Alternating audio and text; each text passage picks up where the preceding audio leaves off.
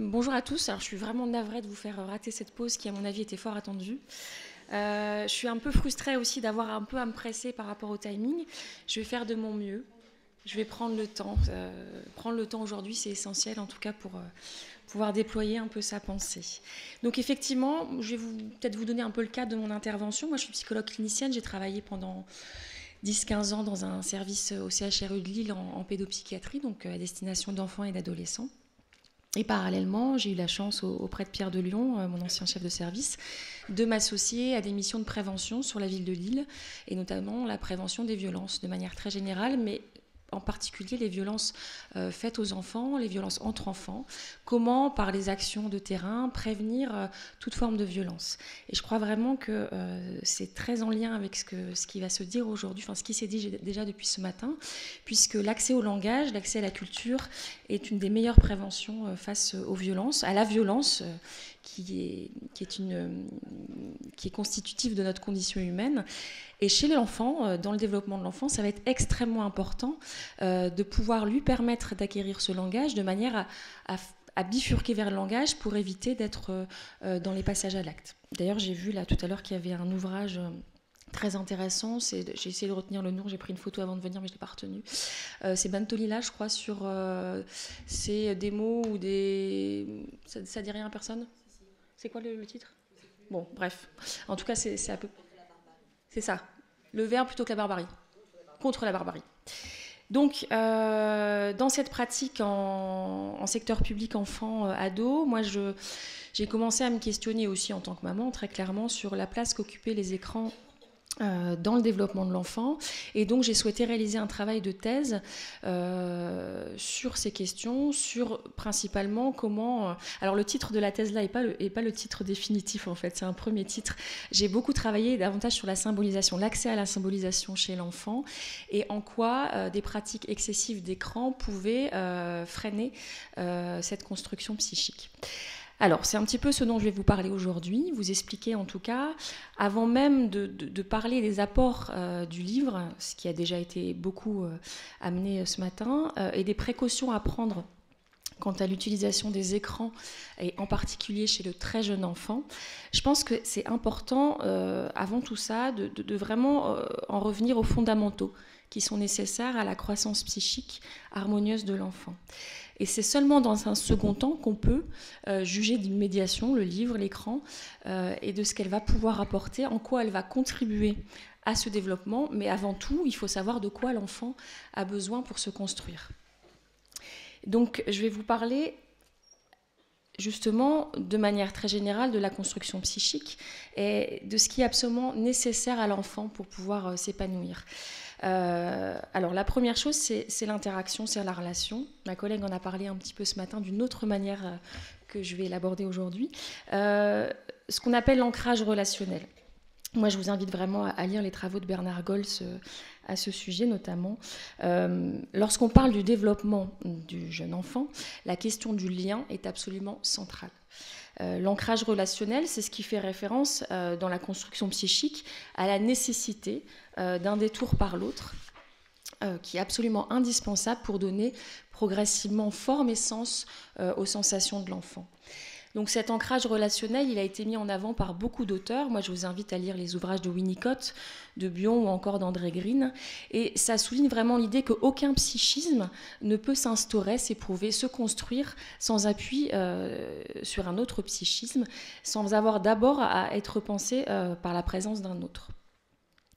Donc tout ça pour insister sur le fait que la présence de l'adulte va être absolument déterminante dans la construction de l'enfant. On a parlé ce matin de l'imitation, par exemple, ou de l'attention conjointe, qui sont des mécanismes plutôt cognitifs.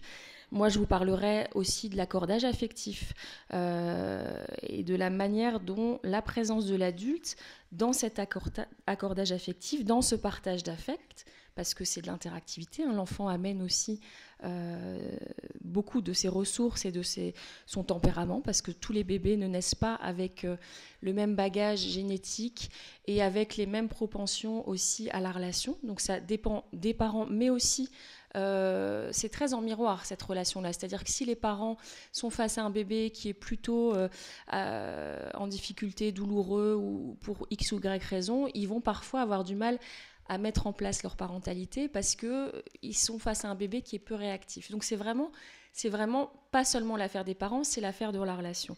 Et donc c'est important aussi de considérer de là où en est le bébé. Donc l'entourage du tout petit va avoir un rôle déterminant. Il va vraiment accueillir la vie émotionnelle de cet enfant qui est très riche. Il va l'aider à contenir les émotions, à contenir toutes les sensations auxquelles l'enfant est soumis. Et donc, c'est absolument primordial de pouvoir se dire que le développement de l'enfant, qu'il soit affectif, cognitif, il nécessite la présence de l'autre. Ça, c'est absolument vital. Alors la deuxième chose, c'est le corps, la sensorialité. Donc on n'en a pas tout à fait parlé tout à l'heure, donc je vais un peu insister là-dessus. C'est vraiment à travers son corps et la sensorialité que l'enfant va découvrir et explorer le monde. Le corps précède toute forme de pensée. Donc avant d'avoir ce qu'on appelle les cognitions ou la possibilité de réfléchir, d'associer, ça passe d'abord par les sensations, par le corps. C'est vraiment la sensorialité qui est à l'origine de la vie psychique. Donc, encore une fois, c'est l'adulte, le parent, le holding parental, si je puis dire, qui va permettre de faire par excitation face à l'intensité des sensations, enfin des excitations que subit le bébé. À la fois des sensations internes qui lui viennent de son propre corps, mais aussi des stimulations externes. Et à ce moment-là, il a véritablement besoin qu'un autre le protège, ce qui auparavant il était protégé dans le milieu utérin de cet afflux de stimulation. Maintenant, c'est la maman, les parents, l'environnement qui vont vraiment l'aider à réguler ces excitations externes. Voilà, donc à ce moment-là, et Anzieux en parle très bien, le fait de ressentir d'importantes stimulations sensorielles, tout en étant tenu dans un bain de parole, étant regardé, serré, tenu dans un bain de parole, serré contre le corps de sa mère, représente pour le bébé la situation prototypique permettant le développement d'un sentiment d'intégrité corporelle et d'assise narcissique. Pour ainsi dire, on pourrait dire de confiance en soi, de sécurité affective. Alors, après avoir effectivement présenté ces éléments absolument nécessaires au développement, je vais pouvoir vous dire en quoi le livre peut répondre, peut être un outil parmi tant d'autres, parce qu'il en existe d'autres, étant extrêmement favorable à cette construction, et en quoi l'écran, en tout cas entre 0 et 3 ans, ne l'est pas, mais si j'ai le temps, et j'espère, je pourrais vous dire en quoi il peut aussi être un média intéressant à partir de 3 ans. Voilà, donc le livre, c'est quand même un outil extraordinaire de mise en lien. C'est un outil qui est vraiment un support incroyable à l'interaction et à l'interaction sensorielle aussi. Alors, j'ai lu un article qui m'a beaucoup intéressée de Julie Saint-Pierre, qui a étudié le moment du conte en famille au Québec et qui parle très bien de cette pratique rituelle. Donc le conte fait partie d'une des illustrations possibles. Elle indique, et je trouve ça intéressant sur le plan relationnel, plus qu'une simple activité du quotidien, le moment de raconter une histoire à l'enfant détient un pouvoir inouï dans le développement d'un mode d'être ensemble que les parents utilisent pour tisser du lien et permettre à l'enfant d'acquérir la confiance. La ritualisation qu'en font les parents, usant du conte comme rite d'endormissement et de séparation, et recourant au livre comme objet rituel de la pratique, crée un moment où convergent les affects dans un scénario rodé permettant à la famille de prendre le temps. Et prendre le temps aujourd'hui, ça paraît absolument essentiel dans nos sociétés qui vont très très vite, et notamment, je l'expliquerai après, avec une temporalité très différente en présence des outils numériques. Donc là, c'est très intéressant parce que sur le plan psycho-affectif, ça permet, le livre est un outil extraordinaire pour aider l'enfant et ses parents dans des étapes absolument cruciales dans le développement. Et notamment la question de la séparation. Alors, la séparation, c'est une question qui nous taraude toute notre vie, à tous les âges de la vie, mais qui se vit de manière cruciale aussi dans les premières années de vie de l'enfant. Et c'est vrai que le livre, il permet vraiment de soutenir par exemple dans la séparation au moment du coucher, cette période difficile entre le monde diurne et le monde nocturne, le moment de raconter l'histoire à l'enfant va vraiment, avant de dormir, être un temps d'arrêt offert à un échange affectif intense. Et à travers ça, il va y avoir tout un bain de langage, des images. On va être dans un contact assez étroit, dans un corps à corps. Le corps va être mis en mouvement. Et donc ça, c'est un moment très précieux qu'on pourrait comparer à un jeu de langage dans l'interaction. C'est un moment de plaisir partagé qui est extrêmement porteur. Et là, effectivement, je rebondis par rapport à ce matin. Je ne parle pas d'apprentissage ou de pédagogie, mais vraiment de sensorialité, de partage et d'enveloppe corporelle, d'enveloppe émotionnelle autour du bébé. Donc c'est un moment très très fort d'intimité, d'affectivité, de portage. Je parlais de partage-portage parce que véritablement, il y a un enveloppement très particulier autour du livre, dans la manière dont le parent va se positionner, comment la sonorité des mots, comment les images vont venir aussi apporter une enveloppe. C'est vraiment un support qui est très intéressant à ce titre. Et puis pour la séparation, si c'est effectivement ritualisé, ça permet de proposer un cadre très sécurisant à l'enfant. On sait bien que dans la petite enfance, il faut beaucoup d'activités ritualisées pour que l'enfant soit repéré, pour qu'il soit contenu. Donc le livre, l'histoire du soir, ça peut vraiment être un outil très porteur et très facilitateur de ce moment de séparation qui est facile ni pour l'enfant ni pour les parents, on est bien d'accord.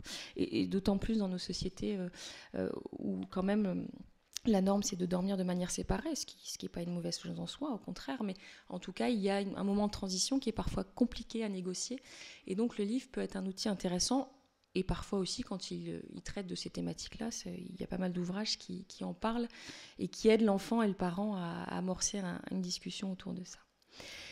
Voilà, donc je vais pas aller plus loin parce que j'ai peur de ne pas avoir assez de temps pour la suite. Sur le plan sensoriel, quand même, le livre, encore une fois, il y a quand même une présence matérielle forte, et notamment dans la littérature pour enfants. C'est un véritable objet d'investissement physique et sensoriel qui est très différent du livre pour adultes, même si certains livres pour adultes le sont plus. Mais enfin, chez l'enfant, en tout cas, il y a l'importance des images, il y a des dimensions variées, il y a un dynamisme des couleurs qui est très intéressant. Donc le livre peut se faire jeu, le livre animé, le livre à sentir, à toucher, à croquer, le livre en carton, en papier glacé, en plastique, en caoutchouc, en peluche, etc., etc., etc. Les ressources actuellement exploitées par l'édition pour rejoindre l'enfant et la famille sont infinies. Et c'est vraiment très, très riche de pouvoir s'appuyer là-dessus. Voilà. Donc, vous en retiendrez qu'effectivement, j'ai marqué activité relationnelle et sensorielle par excellence. Bien évidemment qu'il y a certains parents qui sont, de par leur histoire, pas très à l'aise avec le livre. Alors, ce qu'il faut souvent dire, c'est qu'on n'a pas besoin d'être un bon lecteur pour lire un livre, vous êtes d'accord ? On a surtout... il faut un peu d'assurance que parfois les parents n'ont pas et se sentent très en peine.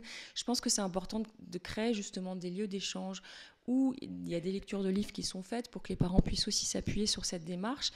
Et puis s'ils ne sont pas à l'aise avec le livre, il y a aussi bien évidemment d'autres médiations qui sont possibles. Je ne vais pas entrer le sujet aujourd'hui, le livre, mais de créer des espaces dans les médiathèques, dans les centres sociaux, dans les crèches, où d'autres adultes lisent et puis finalement invitent les parents à faire sans trop d'inquiétude avec ce support, vraiment à se laisser aller au plaisir, à la découverte. Ça me paraît intéressant comme soutien pour les familles. Voilà. Alors, le jeune enfant et les écrans. Donc c'est vrai, je regarde ma montre en même temps, je vais vous parler spécifiquement du 0-3 ans, puisque l'intitulé de la journée, c'est le bébé. Et c'est bien évident que mon discours ne va pas être le même entre 0 et 3 ans et après 3 ans. Alors, l'association 36912 pour laquelle je travaille, c'est vrai qu'on a l'idée que ça n'a aucun intérêt ni d'idéaliser ni de bannir les écrans, mais qu'il faut essayer d'en trouver un usage modéré, raisonnable, et surtout apprendre à bien s'en servir pour pouvoir apprendre à s'en passer. Alors, 36912, on va avoir un discours qui va s'adapter en fonction de l'âge, bien évidemment. Et le discours que je vais avoir pour les 0-3 ans, pour le coup, est assez quand même clair sur l'inadéquation, en tout cas, des écrans non interactifs. Donc, je vais y venir. Alors, avant de parler des enfants, parce que souvent, on parle des enfants, de la consommation des enfants, pour ce qui concerne le très jeune enfant, avant même d'avoir les objets numériques dans les mains, c'est dans son environnement qu'il va les découvrir. Et donc, ce qui est problématique à cet âge-là, c'est pas tant l'utilisation qu'il en a, enfin en tout cas dans les premiers mois de vie, mais c'est surtout la manière dont son environnement va être occupé avec ces objets. Et là, à ce moment-là, il y a de véritables risques dans les interactions précoces, dans tout ce que je vous expliquais de la nécessaire interaction qui demande beaucoup de présence. Qui dit un adulte captivé par les objets numériques dit moins de regard, moins de communication avec le bébé. Et ça peut avoir des conséquences importantes sur le lien d'attachement, sur ces interactions précoces. Et puis, le bébé, il faut savoir que la première chose qui attire son regard, c'est le regard de l'autre, parce qu'il est attiré par la lumière que dégage l'œil humain. Et cette lumière-là, elle est un peu similaire à la lumière bleue des écrans. Et donc, le bébé va être attiré aussi par l'écran pendant que l'adulte, donc ça va aussi interférer. Et lui, il va avoir tendance à parfois être un peu happé, voire à se réfugier face à l'écran quand le regard de l'adulte, il ne le rencontre pas. S'il ne rencontre pas le regard humain de l'adulte et que l'écran est présent, il peut avoir tendance à se réfugier vers cette lumière qui le rassure, ce qui, dans ce cas-là, est quand même très, très problématique. Alors, il y a une campagne allemande qu'on essaye actuellement de retranscrire en France, qui est très chouette, et qui montre quand même que les écrans occupent une place préoccupante, et notamment chez les parents de jeunes enfants.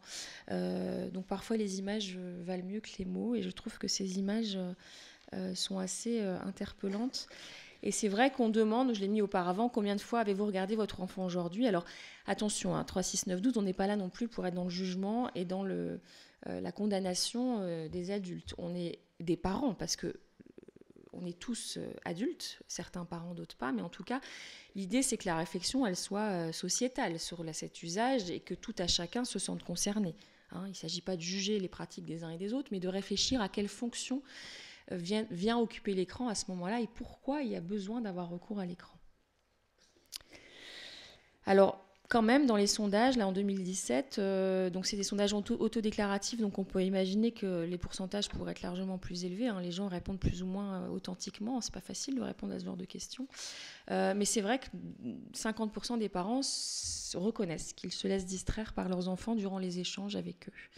Et même 28% pendant qu'ils jouent. Donc c'est quand même assez conséquent, sachant que vraiment, on imagine que les chiffres sont beaucoup plus élevés. Donc là, je vous ai mis un papa businessman, sans doute très, très affairé à répondre au téléphone avec un petit bébé. Alors, ce qui est quand même important, c'est de distinguer les écrans interactifs et non interactifs. Je vous ai mis tout simplement le support. Donc les non interactifs, c'est tout ce qui va être télévision, DVD, et interactif. Alors aujourd'hui, la plupart des smartphones le sont. Enfin, les smartphones le sont. Et les tablettes, je vais vous expliquer la différence, sachant qu'on a énormément de recul, et notamment dans la littérature scientifique, sur les écrans non interactifs. La télévision, elle existe depuis des dizaines d'années. Mais on a moins de recul sur les écrans interactifs. Donc ça ne veut pas dire que ce n'est pas dangereux, mais ça veut dire qu'aujourd'hui, on a moins de preuves à l'appui sur... Mais on a des retours des cliniciens de terrain qui sont tout aussi importants à prendre en compte, bien évidemment, que la recherche.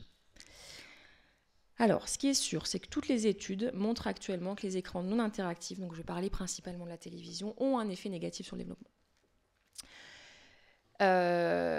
Il n'y a aucun risque de prendre du retard sur le plan technologique, ce qui veut dire qu'il n'y a aucun intérêt non plus pédagogique à l'utilisation des écrans. Il y a des campagnes marketing très très fortes à cet endroit, et notamment il y a eu la question de la télévision pour les bébés, il y a eu tout ce qu'on trouve dans le commerce autour des tablettes pour les tout petits, avec l'idée, on essaye de faire croire aux parents que grâce à ça, ils vont éveiller plus leurs enfants. C'est absolument faux, c'est mensonger. Et puis moi je trouve que ça viendrait dire que les parents ne sont pas plus intéressants que ce qui est faux. Ce qui est plus intéressant, c'est les parents, quel que soit ce qu'ils ont à transmettre, la famille, la fratrie. Et à ce moment-là, il y a beaucoup de parents quand même qui veulent le maximum pour leur enfant, et qui colle à ces discours avec l'idée qu'aujourd'hui, on vit dans un monde rempli d'écrans et qu'il faudrait, dès le plus jeune âge, en donner à leurs enfants. Donc non, il n'y a aucun risque de prendre du retard sur le plan du développement. Et comme le disait la collègue ce matin, c'est vrai que c'est une période particulièrement cruciale où vraiment il va se passer un tas de choses au niveau du cerveau, des connexions neuronales, et donc c'est une période très propice. C'est une période aussi où finalement les moments de veille sont quand même pas énormes. Alors en 0-3 ans, bien évidemment que c'est large comme curseur, mais pour le bébé, il est quand même il a besoin de beaucoup dormir, et donc quand il est en éveil, il a besoin de ce temps-là pour faire un tas de choses en dehors de la présence de l'écran. Donc la télé pour les bébés, c'est n'importe quoi. Quel que soit le contenu, en fait, n'a pas d'importance. Bon, c'est sûr que si vous mettez un film d'horreur avec un son, c'est encore pire. Mais quel que soit le contenu, ça n'a pas d'importance. C'est le contenant qui est problématique. Et je vais vous expliquer pourquoi. Donc il n'y a pas de programme adapté. Alors, ce qu'on sait, c'est que ça entrave le langage, j'y reviendrai. On sait aussi que ça a des effets sur l'attention et la concentration. Principalement, j'y reviendrai aussi parce que c'est beaucoup trop stimulant pour les enfants. Aussi parce que la concentration, moi je le dis parfois aussi simplement que ça aux parents, mais pour apprendre à se concentrer, il faut se concentrer. Et pour se concentrer, il faut avoir suffisamment la possibilité de le faire et donc de ne pas être trop stimulé. On commence à avoir des études intéressantes, notamment les études longitudinales. Il n'y en a pas beaucoup parce que c'est les études qui demandent le plus d'argent. Linda Pagani, en Canada, on a fait une très intéressante parce qu'elle a vraiment suivi des cohortes d'enfants dès le plus jeune âge. Et là, actuellement, ils ont 13 ans. Donc elle a pu vraiment évaluer un petit peu la progression, les effets d'une consommation trop précoce, trop intense aux écrans. Alors attention, je rappelle ce qu'a dit ma collègue tout à l'heure, ce sont des études de corrélation.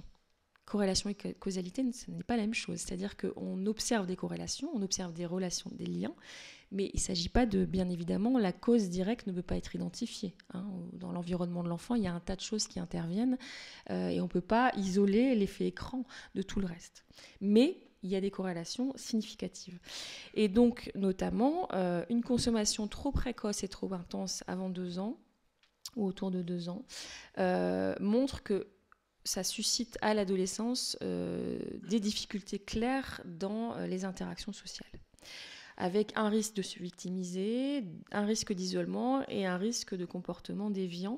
Ça, j'y reviendrai si j'ai le temps de le faire pour vous expliquer pourquoi. Ça pose des soucis en termes d'insécurité psychique, parce que trop de stimulation, les troubles du sommeil, ça vous avez dû... la lumière bleue, on en entend beaucoup parler, donc je ne vais pas rentrer là dans ce détail-là. Ça crée de l'agitation et puis les problématiques de surpoids.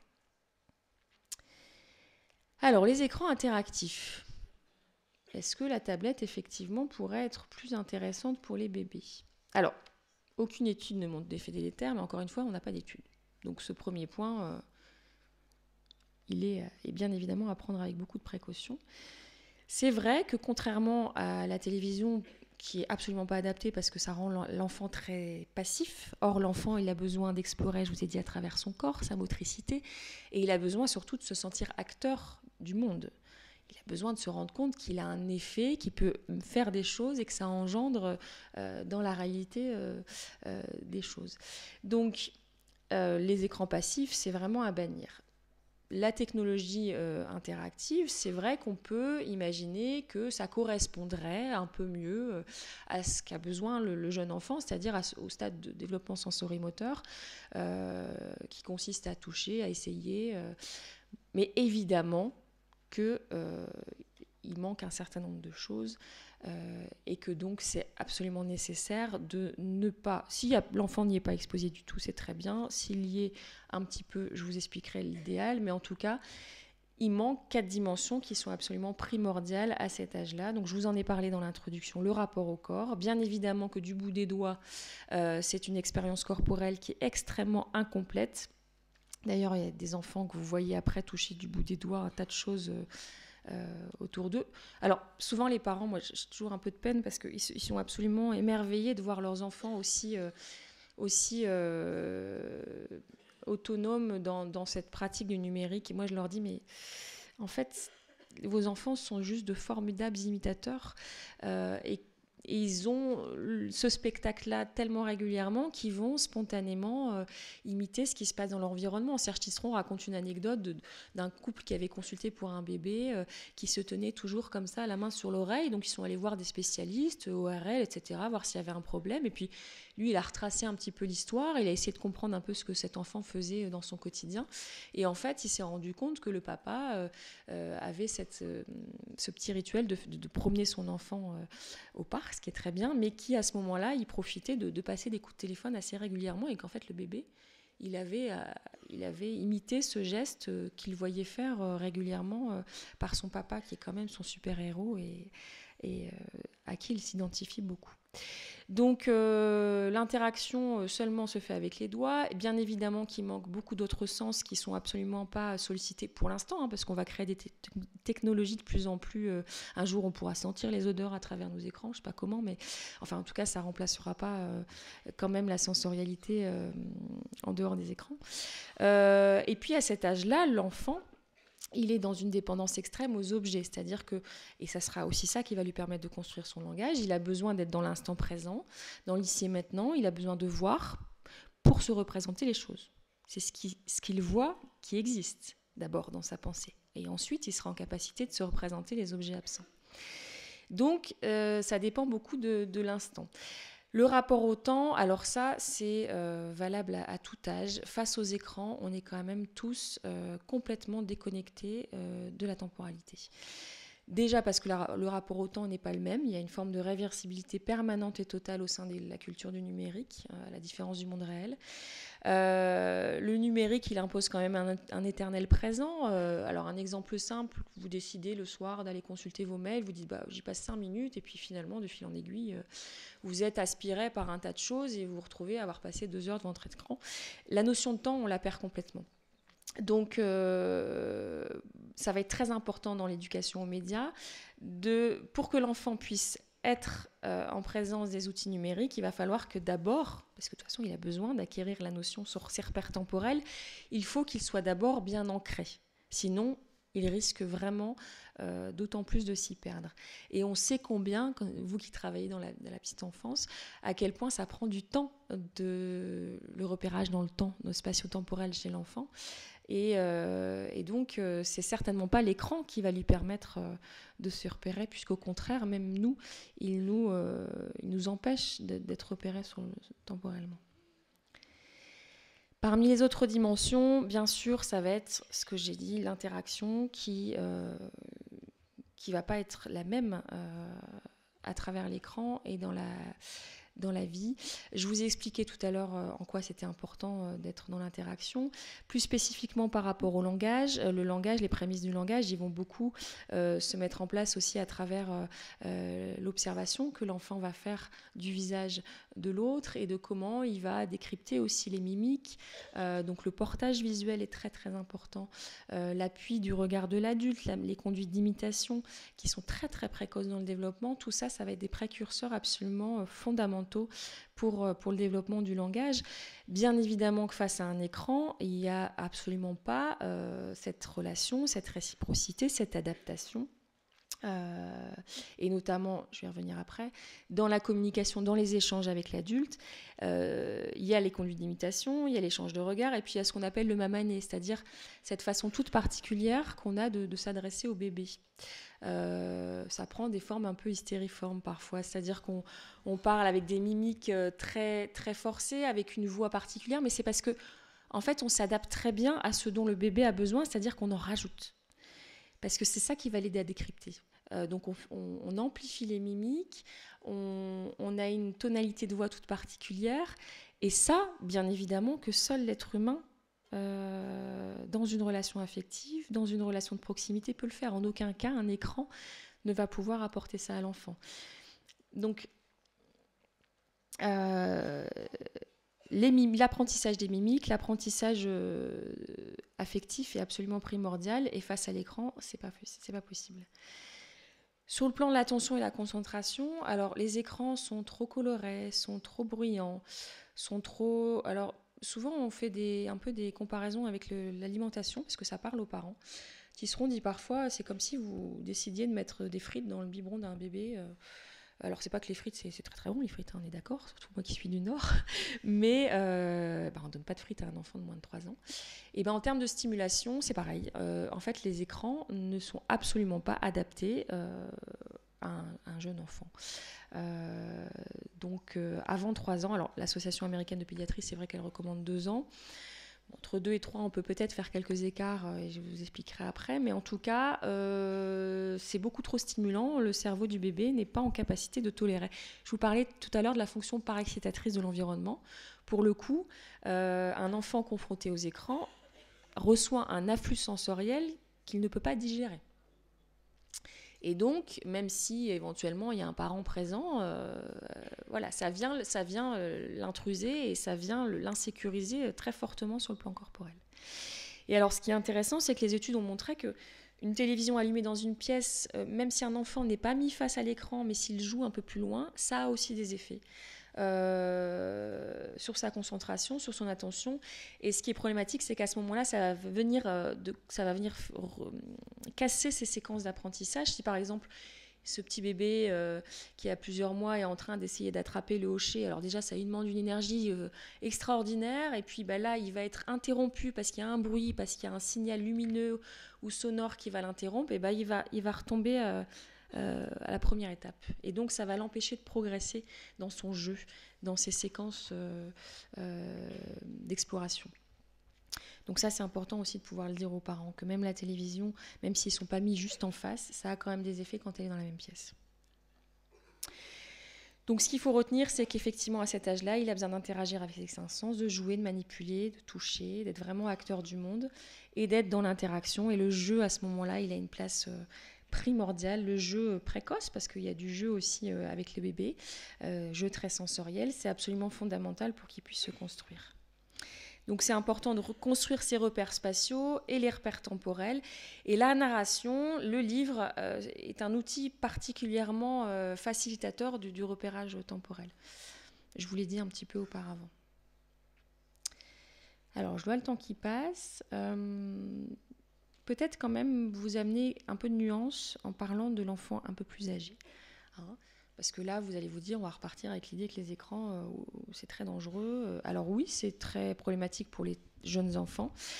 Alors parfois, je nuance un peu parce que, par exemple, pour un enfant de 2 ans, 2 ans et demi, si effectivement son parent aime particulièrement une application sur son téléphone qui le fait beaucoup rire lui déjà en tant que parent et qu'il a envie de la partager avec son enfant, c'est pas problématique dans la mesure où c'est juste une médiation qui vient servir un plaisir partagé.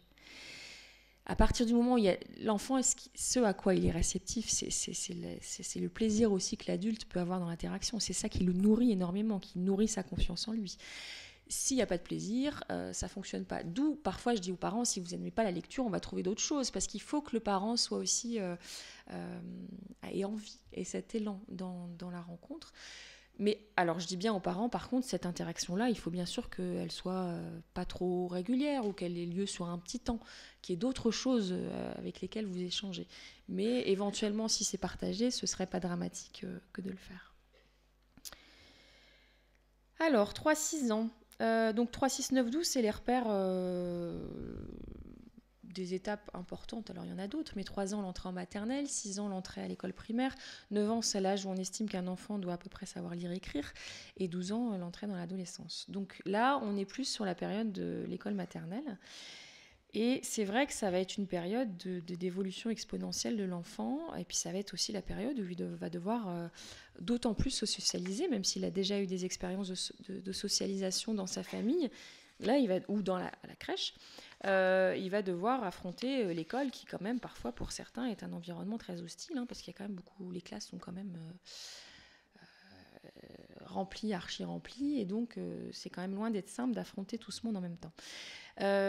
Donc à ce moment-là, bien évidemment que l'enfant qui a déjà développé du langage va être plus armé pour ces interactions, et surtout l'enfant qui aura suffisamment eu l'occasion de jouer. Je vais insister sur le jeu, et du coup ça permet de rebondir un petit peu sur l'intervention précédente. J'allais dire le jeu c'est la vie, en tout cas le jeu c'est vraiment le laboratoire de la vie sociale. Alors le jeu, ça veut dire beaucoup et beaucoup de choses à la fois. Bien évidemment que le jeu chez l'enfant, il va évoluer. Alors moi, mon travail de thèse, je l'ai un peu fait là-dessus aussi, sur quelles sont les différentes étapes dans le jeu de l'enfant et comment, à travers ce que l'enfant est capable de faire dans son jeu, on peut voir la manière dont il commence à évoluer, à construire sa pensée. Donc là, je vous parle d'un stade de jeu qui est déjà bien le jeu de faire semblant, c'est l'étape la plus construite. Avant ça, à cet âge 3-6 ans, l'enfant, il commence à construire sa pensée, sa représentation, son accès à ce qu'on appelle le symbolique. Donc c'est vraiment à travers l'utilisation du langage, le dessin aussi, qui va pouvoir commencer un petit peu à s'abstraire de l'ici et maintenant et à pouvoir énoncer les choses même en leur absence. Ça va être tout ce qui est aussi l'émergence de la théorie de l'esprit. Un enfant jeune, pour lui, ce qui se passe dans sa tête se passe dans la tête de toutes les personnes autour de lui. Il va falloir un certain temps pour qu'il puisse commencer à comprendre que lui et l'autre, c'est deux choses différentes et que ce que pense l'autre est différent de ce qu'il pense lui. Je parlerai peut-être un peu de l'empathie si j'ai le temps. L'empathie, c'est un processus très important, mais qui met du temps à se construire et qui parfois n'arrive pas à maturité. Mais ça commence par ces étapes-là. Et le jeu va être un outil absolument primordial pour que l'enfant puisse accéder à la symbolisation. Donc, le jeu de faire semblant, donc ça démarre sur des conduites d'imitation. Et après, tout ce qui va tourner autour des jeux de faire semblant, ça va vraiment aider l'enfant déjà à gérer tout ce qui est frustration, à pouvoir s'approprier les émotions.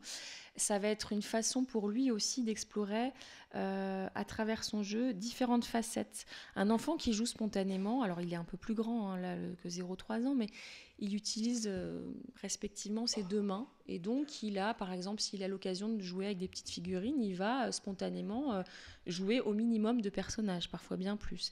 Et donc, il va alternativement faire parler l'un, faire jouer l'un ou l'autre. Et ça va lui permettre, sur le plan de sa construction de personnalité, de s'identifier à différents rôles. Et ça, c'est très important dans le développement de l'empathie, pouvoir se mettre à la place de différents rôles.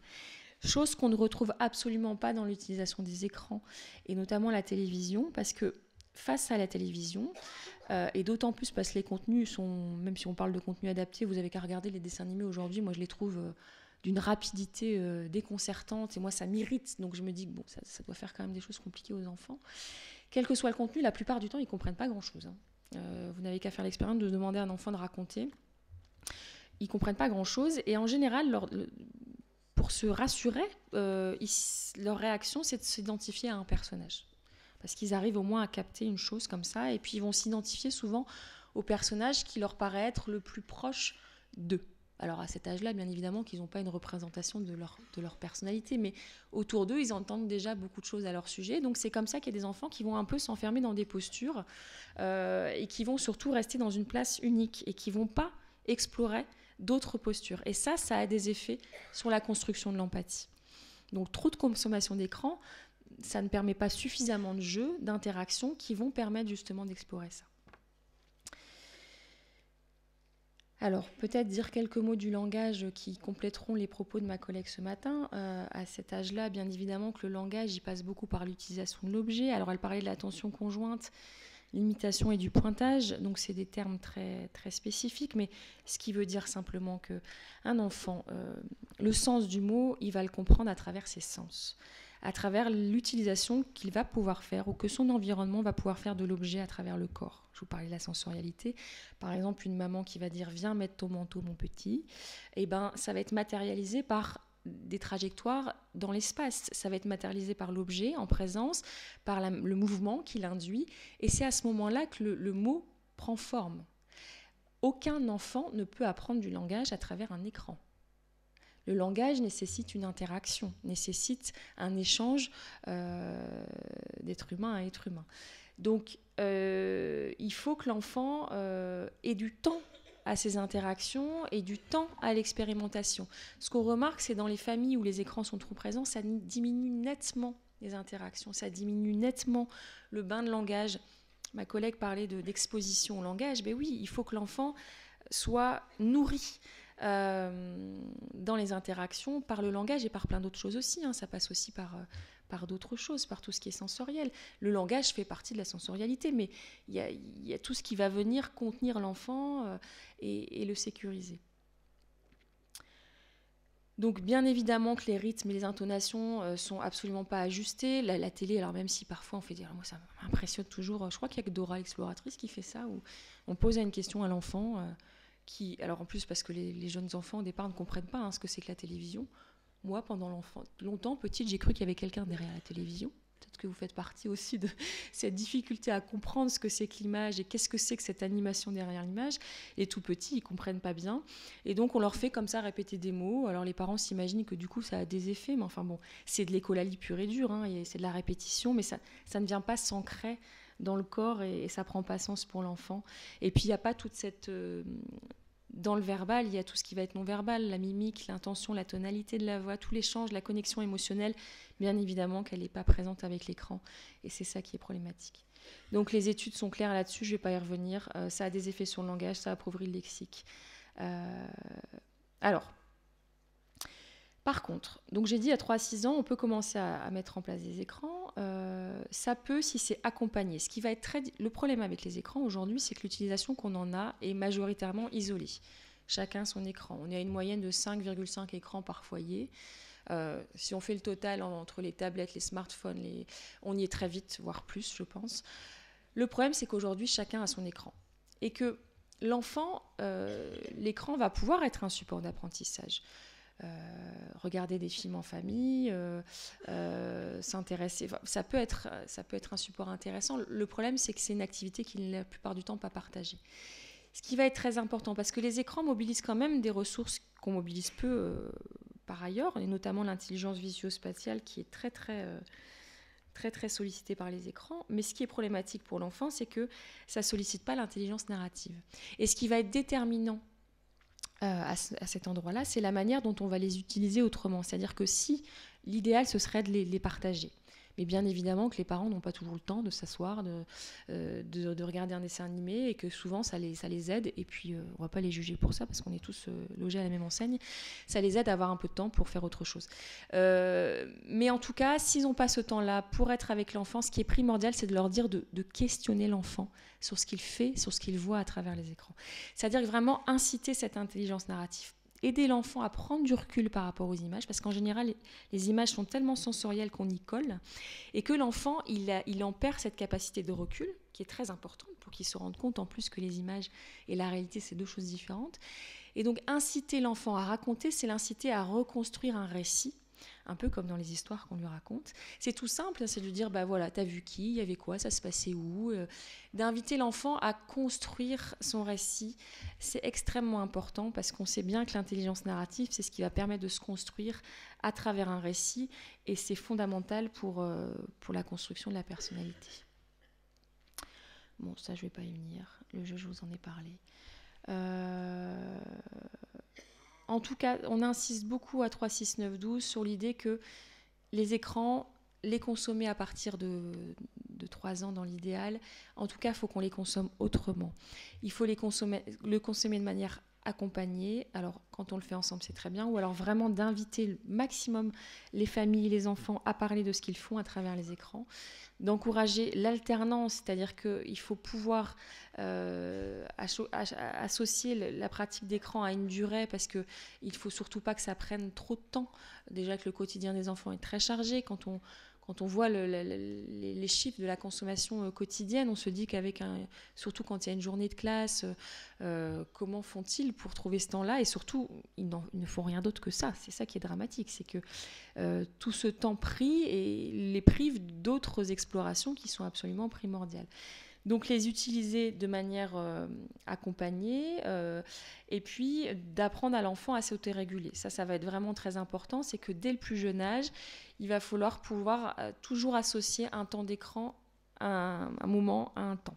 C'est-à-dire de dire à l'enfant, même quand il est petit, même quand il n'a pas forcément une vision du temps encore très claire, par exemple en mettant un chronomètre, ou ils ont vendu un objet, mais je ne retiens jamais son nom, où il faut mettre des pièces, et puis quand le temps est limité, ça s'arrête.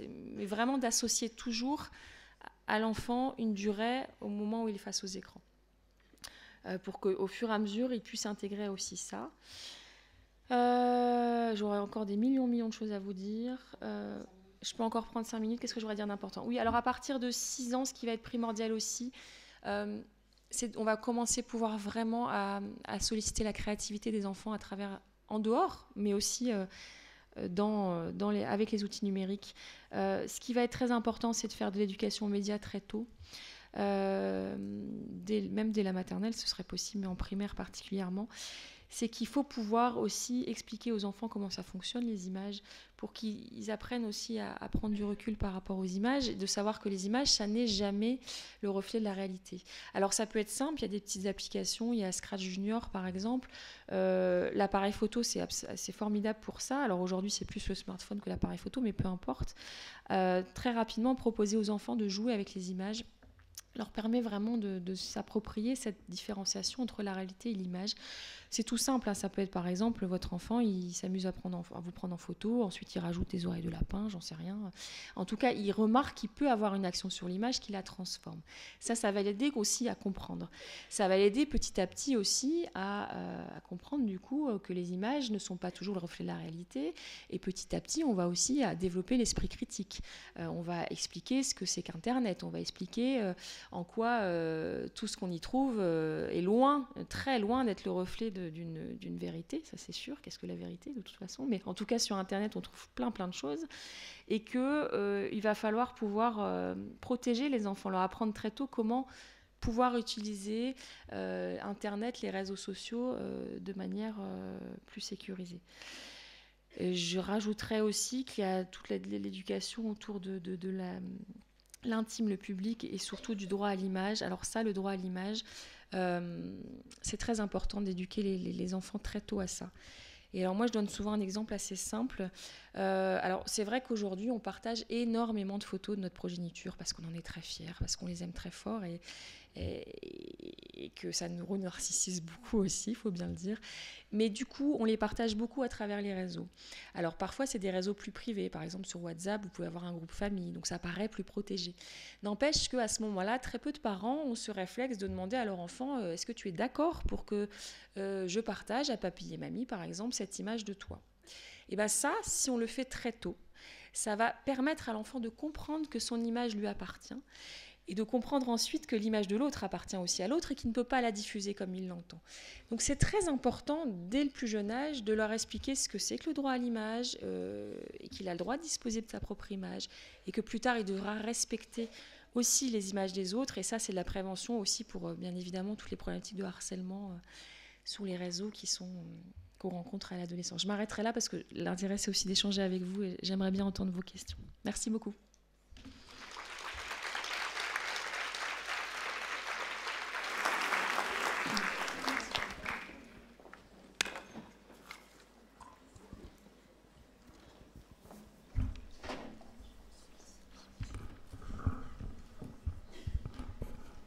J'imagine qu'il y a des questions, en tout cas, ou des réactions, ou des choses à partager. C'est quoi le jeu des 3 figures? Je suis contente que vous me posiez la question parce que je me suis dit que j'aurais pas le temps d'en parler, j'étais un peu frustrée. Parce qu'effectivement, ma thèse portait là-dessus, en fait. Moi, je l'ai mis en place en CMP. Le jeu des 3 figures, c'est un atelier théâtre. La question vient de là-bas. Hein. C'est un atelier théâtral qui a été créé par Serge Tisseron. Qui est censé être pratiqué par les enseignants dès l'école maternelle, alors à partir de la moyenne section, qui vise vraiment à être une activité qui apprend le jeu de faire semblant et qui permet aussi de faire en sorte que les enfants aient un espace pour se décoller des images. En fait, je vais vous expliquer de manière la plus concrète possible. On invite en demi-groupe classe, parce qu'il ne faut pas qu'il y ait trop d'enfants, on invite les enfants, l'enseignant invite les enfants à parler des images qu'ils voient. Donc les enfants ont cette occasion déjà, avec la présence d'un adulte, de pouvoir échanger les images qu'ils voient, et ça, c'est quand même pas si souvent le cas dans leur quotidien. Et puis après, on va se mettre d'accord, parce que ça marche beaucoup sur le vote démocratique, on va se mettre d'accord sur quelques idées, en tout cas des images qui retiennent un peu plus l'attention. Et à ce moment-là, on va en garder une d'entre elles après vote, et on va vraiment décortiquer, c'est-à-dire qu'il ne s'agit en aucun cas de rejouer théâtralement l'image qui a été vue, hein, surtout pas, mais vraiment de garder le squelette narratif. On va garder l'idée principale et ensuite, on va faire toute une construction avec les enfants qui est très ritualisée, hein, où on va les aider à créer une narration. C'est-à-dire qu'on va se demander où se passe l'histoire, on va créer des personnages, chaque personnage aura une action. Si un personnage a une action, il faut forcément qu'il parle, puisque dans le jeu des 3 figures, aucune action se fait sous silence. Ça, c'est aussi l'idée de prévenir les violences et notamment les situations où, Serge Tisseron dit souvent, il y aurait moins d'agresseurs potentiels s'il y avait moins de victimes silencieuses. Ce qu'on veut aussi, c'est apprendre aux enfants à réagir face à toute forme d'agression, verbale, physique, à mettre des mots là-dessus. Et donc, on essaye aussi petit à petit, à travers le jeu, qu'ils intériorisent cette idée qu'il faut réagir. Parce que les enfants, on a pu l'observer, qui en situation de conflit, par exemple en récréation, s'ils n'ont déjà pas le réflexe de se défendre de leur agresseur, de dire quelque chose à leur agresseur, tout simplement, tu me fais mal, arrête, ils auront encore moins la capacité de faire appel à un tiers. Donc, c'est aussi une prévention de cet ordre-là. Donc, j'en étais où on construit l'histoire, les paroles, chaque parole, et aussi on nomme l'émotion de chaque personnage dans chaque parole. Alors, on dit 3 figures parce que... Alors, on n'y arrive pas tout de suite à 3 figures quand on le pratique, mais dans la plupart des histoires racontées par les enfants et qu'on retrouve, il y a souvent 3 personnages. Donc, il y a principalement l'agresseur, la victime et puis le tiers, qui peut être un témoin, un redresseur de tort, un héros. Donc, souvent, on retrouve quand même ça, même dans les scénarios télévisuels, hein, des choses un peu schématiques. Et donc, au fur et à mesure, on va créer des histoires qui vont vraiment beaucoup s'étoffer parce qu'au départ, les enfants, moi j'en ai fait l'expérience et en maternelle, dans une classe de maternelle et dans une pratique en CMP, au départ, vous avez rien. Enfin, quand vous demandez aux enfants de vous raconter les images qu'ils voient, ils sont hyper enthousiastes, ils sont super contents, mais la plupart vous disent le nom du personnage, c'est tout. Vous n'avez rien d'autre. Donc ça prend beaucoup de temps parce qu'en fait, les images les empêchent de construire leur pensée, les empêchent d'accéder à la narration, et donc il faut avec eux faire tout ce travail de soutien narratif. Et donc une fois qu'on a construit l'histoire, là les enfants qui sont volontaires, on va leur proposer de jouer. Mais ce qui va être très différent d'un jeu théâtral classique, c'est que là, tous les enfants volontaires vont être dans l'obligation de jouer tous les rôles, successivement.